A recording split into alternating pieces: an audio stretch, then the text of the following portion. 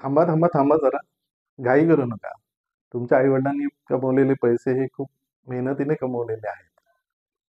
परवाच नीट 2025 या एक्झामचा रिझल्ट लागला आणि आज एम-एच-टी सी-ई-टीचा रिझल्ट लागला इंजिनिअरिंगचा, पी-सी-एम ग्रुपचा.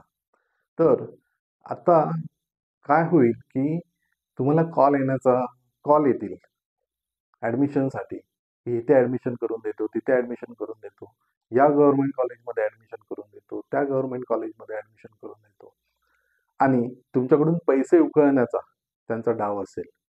तर हा डाव हाणून पाडा. त्यांना कोणताही रिस्पॉन्स देऊ नका, जेणेकरून तुमचे स्वतःचे पैसे वाचतील. कोणत्याही गव्हर्नमेंट कॉलेजचं ॲडमिशन हे डोनेशनवर होत नाही, हे लक्षात ठेवा. कोणत्याही कोणतंही गव्हर्नमेंट कॉलेज असेल, ते मेडिकलचं असेल किंवा ते इंजिनिअरिंगचं असेल, फार्मसीचं असेल किंवा ॲग्रीचं असेल, कोणत्याही गव्हर्नमेंट कॉलेजचं ॲडमिशन हे डोनेशनवर होत नाही. म्हणजे असे जे भामटे आहेत, की जे तुमच्याकडून पैसे उकळण्याचा प्रयत्न करतील आणि जेणेकरून पॅरेंट्सना घाबरवण्याचा प्रयत्न केला जातो, की तुमच्या मुलाला किंवा मुलीला खूप कमी पर्सेंटाईल आलेला आहे आणि त्याचं ॲडमिशन होणार नाही.